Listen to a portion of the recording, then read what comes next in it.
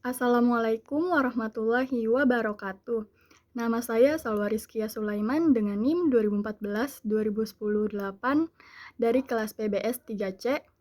Dalam video ini, saya akan membahas tentang kuis 2E pada mata kuliah BLKS. Pada soal pertama, terdapat jelaskan rukun syarat dan ketentuan dari gadai syariah. Dalam rukun pegadaian syariah itu terdapat adanya arahin atau yang menggadaikan, adanya al-murtahin atau penerima gadai, adanya almarhun atau barang yang digadaikan, adanya almarhun bih atau bisa disebut dengan utang, lalu adanya sigat, ijab, dan qabul. Kemudian adanya syarat-syarat arahan. Syarat-syaratnya yaitu syarat yang terkait dengan orang yang berakat adalah cakap bertindak hukum. Jadi kecakapan bertindak hukum menurut jumhur ulama adalah orang yang balik dan berakal.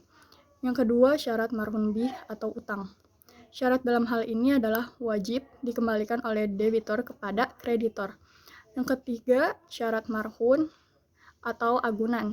Jadi menurut ahli fikih adalah harus dapat dijual dan nilainya seimbang dengan besarnya utang.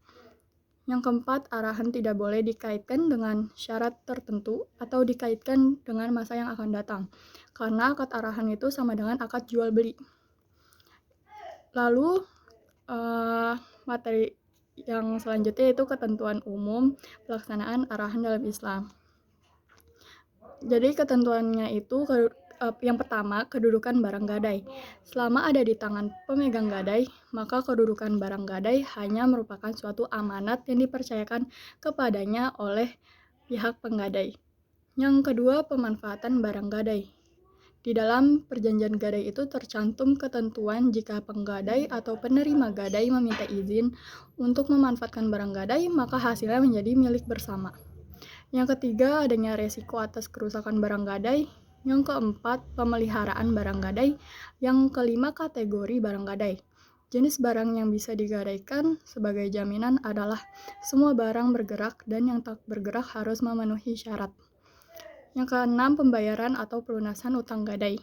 Jadi apabila sampai pada waktu yang sudah ditentukan, rahin belum juga membayar kembali utangnya, maka rahin itu dapat dipaksa oleh marhun untuk menjual barang gadainya dan kemudian digunakan untuk melunasi utangnya.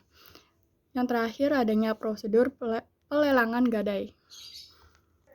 Selanjutnya soal yang kedua yaitu sebutkan manfaat dan risiko dari reksadana serta ceritakan masalah-masalah yang berkaitan dengan reksadana syariah. Yang pertama itu manfaat reksadana syariah bersifat liquid. Dengan begitu, investor dapat membeli dan menjual dengan mudah selama jam perdagangan berlangsung. Investor yang menjual reksadana jenis ini akan menerima hak pencairan uangnya. Yang kedua, nilai investasinya relatif terjangkau. Lalu yang ketiga, jaminan halal pada perusahaan yang terdaftar dalam daftar efek syariah.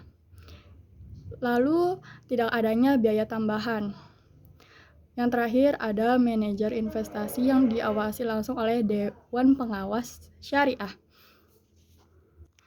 Dari adanya manfaat reksadana syariah, dan reksadana syariah ini juga terdapat risiko. Jadi risiko dari reksadana syariah adalah adanya perubahan terkait kondisi dan kebijakan ekonomi dan politik juga dapat memengaruhi kinerja bursa dan perusahaan. Lalu berkurangnya nilai aktiva bersih karena pergerakan efek di pasar atau perubahan suku bunga. Risiko perusahaan gagal bayar sehingga berdampak pada nilai yang diinvestasikan. Lalu return yang tidak pasti. Yang terakhir, risiko likuiditas. Reksadana syariah juga terdapat masalah-masalah pokok, yaitu meliputi masalah kelembagaan. Reksadana syariah dapat ditangani oleh sebuah lembaga keuangan yang berbentuk badan hukum yang sesuai dengan ketentuan perundang-undangan yang berlaku. Yang kedua, adanya hubungan investor dengan lembaga. Yang ketiga, kegiatan investasi reksadana syariah. Yang keempat, mekanisme transaksi. Terima kasih. Wassalamualaikum warahmatullahi wabarakatuh.